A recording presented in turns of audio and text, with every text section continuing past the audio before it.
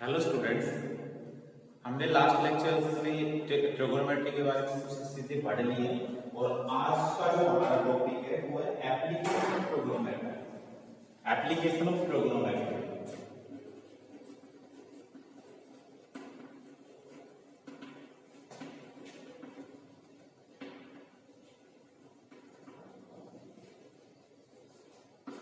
इस टॉपिक में हम क्या करेंगे कि जैसे कि हमने पढ़ लिया कि अगर हम एक ट्रायंगल में दो साइड्स में या एक साइड गिवन है और एक एंगल गिवन है तो हम अदर साइड या other angle other sides find कर सकते हैं। ठीक है, जैसे सपोज करो तो हम कुछ एक प्रैक्टिकल प्रॉब्लम्स को इनमें पुट करके और कोई चीज फाइंड कर सकते हैं। जैसे कि अगर मेरे पास एक पेड़, एक जो ट्री है उसकी हाइट फाइंड करनी है और हम angle of elevation of its top given है तो ठीक है, तो सबसे पहले एक बार एंगल ऑफ एलिवेशन और एंगल ऑफ डिप्रेशन के बारे में बता देता हूं। सपोज करो कि हमारे पास एक ये है, ये ट्री है और यहाँ पे ग्राउंड में एक पॉइंट गिवन है। ठीक है, ग्राउंड के ऊपर एक पॉइंट गिवन है, तो अगर हम वहां पे ग्राउंड पे पॉइंट से वो टॉप ऑफ ट्री को देखते हैं तो जो ये एंगल बनेगा ये कहलाएगा angle of elevation. Angle of elevation. दूसरा अगर एक टावर पे कोई आदमी खड़ा हुआ है, टावर है ये, ठीक है, और यहाँ पे सपोज करो कि एक कार आ रही है और वो आदमी इस कार को देखता है तो जो उस आदमी से कार का जो एंगल बनेगा ये सपोज करो कि एक्स हॉरिजॉन्टल एक लाइन है, तो ये जो एंगल बनेगा ये एंगल ऑफ डिप्रेशन कहलाएगा। ये थीटा क्या कहलाएगा? Angle of depression.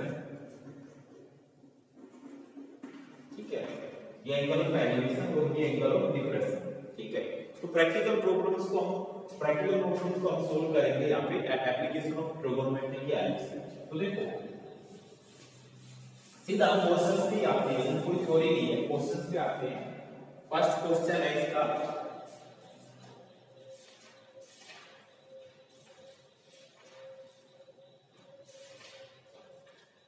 a circus artist climbing a 20 meter long rope which is tightly stretched and tied from the top of a vertical pole to the ground. Find the height of the pole if the angle made by the rope with the ground level is 30 degree.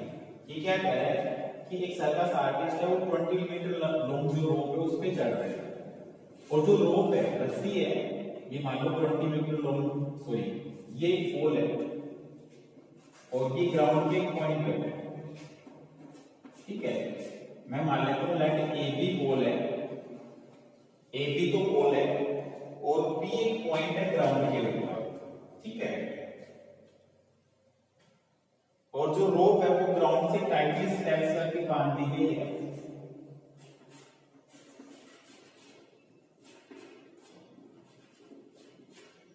तो ये जो angle है इसका, ये क्या कह रहा है कि जो the height of the pole and find the height of the pole if angle made by the rope with the ground level is 30 degree, this angle is 30 degree, then हमने फाइंड करनी है हाइट ऑफ द पोल। ठीक है, ए भी find करनी है, कह रहा है 20 मीटर लॉन्ग रोप है। समझ में आ गया भाई? सर्कस आर्टिस्ट ने इसके ऊपर चढ़ रहा है, ये जो पोल है, पोल मैंने मान लिया कि ए भी पोल है और जो ये क्या कह रहा है, जो रस्सी है उसको पोल के टॉप से बांध के उसको ग्राउंड पे एक पॉइंट से वापस बांध दिया गया है और जो ये एंगल है, एंगल ऑफ एलिवेशन है, वो 30 डिग्री है। ठीक है, जो रोप है, तो हमने हाइट ऑफ पोल फाइंड करनी है। तो इसके लिए क्या करेंगे, let A B is pole, या मैं मान लेता हूं let A B is h metre high pole. Question number first, let A B is h metre high pole, A B है वो h मीटर हाई पोल है एंड p इज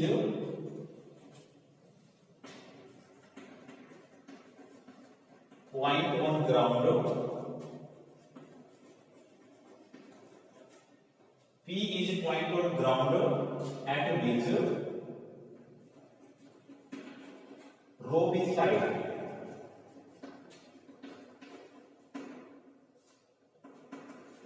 ठीक है भाई,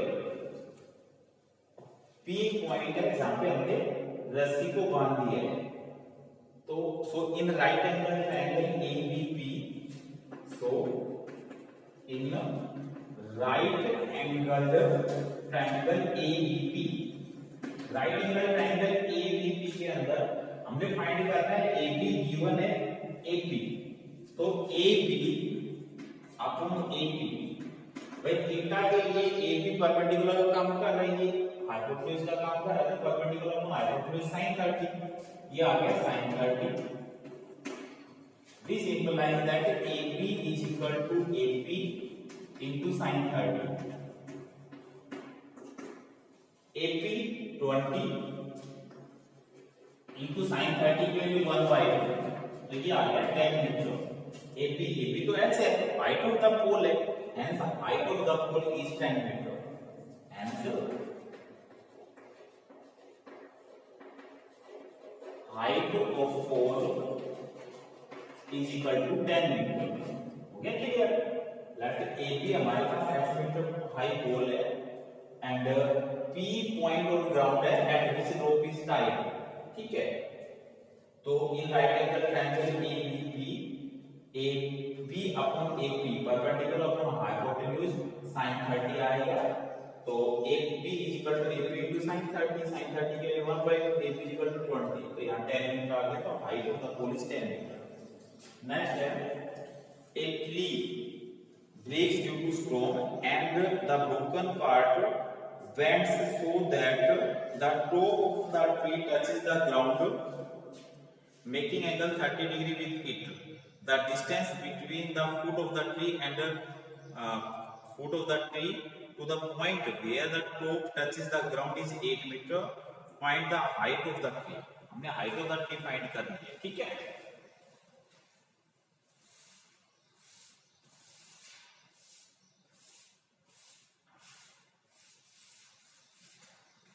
ड्यू टू स्टॉर्म क्या हुआ है, पेड़ टूट गया.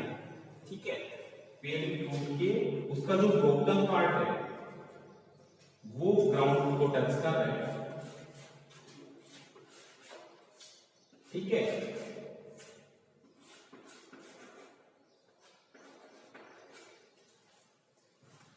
तो मैं मान लेता हूं let AB standing part of tree, let AB standing part of tree and AP is broken part of tree. ठीक है, ये तो स्टैंडिंग पार्ट था, वो ये ब्रोकन पार्ट. अब क्या कह रहा है कि जो ब्रोकन पार्ट है वो ग्राउंड लेवल के साथ 30 डिग्री का एंगल बना रहा है. ठीक है, एंड ये टच कर रहा है 8 मीटर की डिस्टेंस से. ठीक है, तो हमने हाइट ऑफ ट्री फाइंड कर लिया है, तो हाइट ऑफ ट्री फाइंड करके इसका मतलब AB फाइंड करना है और AP, दोनों चीजें फाइंड करनी है और फिर दोनों का सम फाइंड करना है. ठीक है, question number second, let AB is standing part of tree and AP is broken part of tree.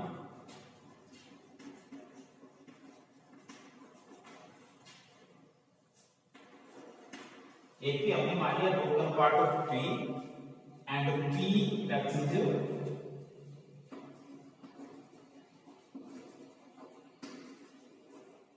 the ground.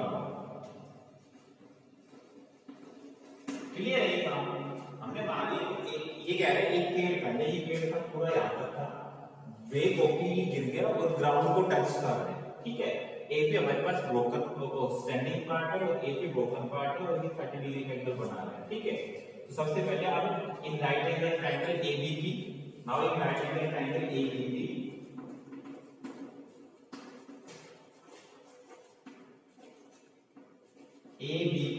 Right angle triangle ABP के अंदर AB upon BP, AB upon BP perpendicular upon base 1030 implies that AB is VP into tan 30. अब VP कितना है 8 and tan 30 की value 1/√3, क्योंकि आ गया 8/√3 metre. AB height of sorry ये आ गया स्टैंडिंग पार्ट ऑफ ट्री की हाइट, ठीक है। अब मैं ब्रोकन पार्ट ऑफ ट्री के लिए क्या करता हूं, and now AP upon VP, AP upon VP, hypotenuse upon base, वो परपेंडिकुलर अपॉन बेस है, hypotenuse upon base, hypotenuse upon base secant 30 implies that AP is equal to VP into secant 30 and VP कितना given है 8, secant 30 की value 2/√3, cos 30 की value 3/2 है, तो 2/√3, तो ये आ गया 16/√3 metre. Hence the height of the tree, hence total height of tree की टोटल हाइट कितनी आ गई, standing part plus broken part 8/√3 plus 16/√3, 8/√3 plus 16/√3, ये आ गया 24/√3, या फिर मैं √3 से ऊपर नीचे मल्टीप्लाई कर देता हूं तो ये आ गया √3 मल्टीप्लाई 3 की 8, यहां पे 8√3 आ गया, इतना मीटर, ये आ गया total height of the tree. बोलो समझ में आया कि नहीं आया? ये स्टैंडिंग पार्ट का, ये ब्रोकन पार्ट का, हमने दोनों की हाइट निकाली। ट्रायंगल में ये राइट एंगल ट्रायंगल में एक एंगल गिवन, एक side given, other two sides हम फाइंड कर सकते हैं, हमने फाइंड किया ट्रिग्नोमेट्री की हेल्प से और दोनों को ऐड कर दिया हाइट ऑफ द ट्री, ठीक है। नेक्स्ट देखो third question, a contractor plans to install 2 slides for the children to play the play park. For the children below the age of 5 years, she prefer to have slide whose top is at height of 1.5 meter and उसका जो height है वो 1.5 metre होगी and the is inclined at an angle of 30 degrees to the ground, whereas the elder children she wants to have steep slide at a height of 3 meter and inclined at an angle of 60 degree to the ground. What should be the length of each slide? दोनों slide के लिए length find करेंगे, तो हम क्या करते हैं,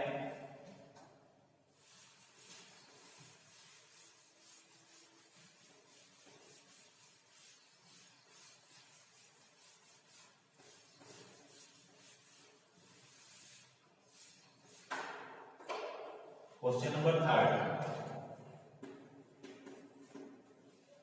तो पहला तो हो गया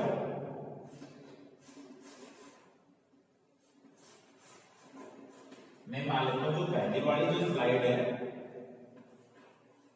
उसकी हाइट आ गई 1.5, ठीक है, एंड उसकी जो एंगल है 30 डिग्री आ गई, ये 30 डिग्री और height 1.5 metre,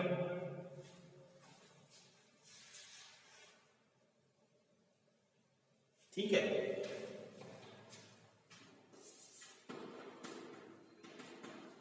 for children below 5 years,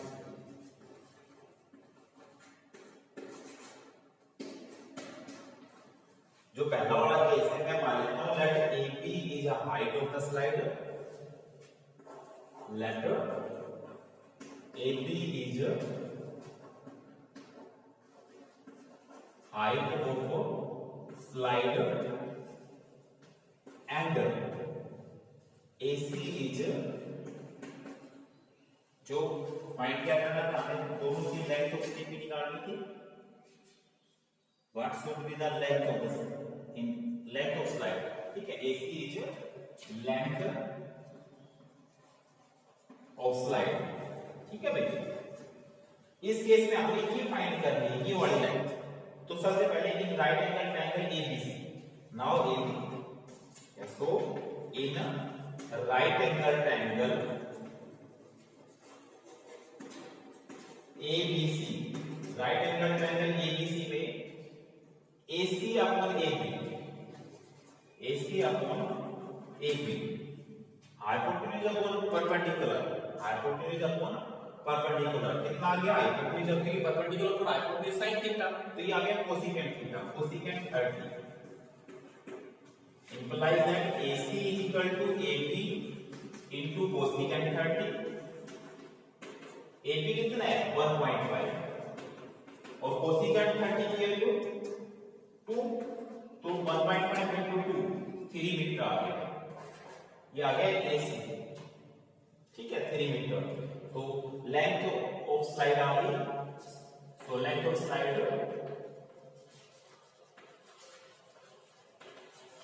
is equal to 3 metre. अब हम सेकंड केस लेते हैं 4 as simple.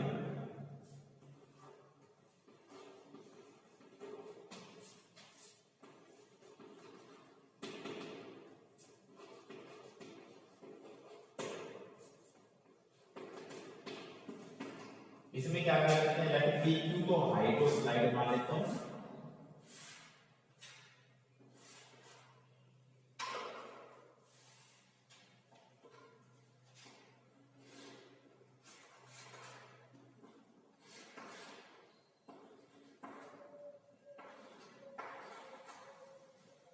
let PQ is height of slider and PR is length of slider।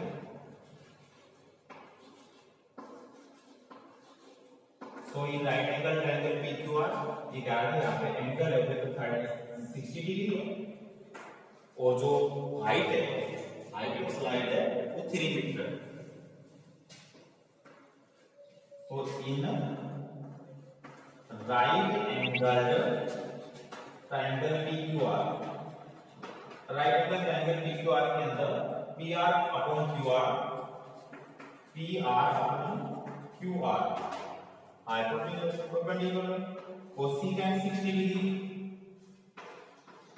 This implies that PR is equal to QR into cosecant 30, so cosecant 60 degree, QR कितना है? 3, sorry यहाँ पे QR नहीं PQ आएगा, PR upon PQ, तो PQ की value कितनी है? 3 into 2/√3, तो ये आ गया 2√3 metre. And length of slide,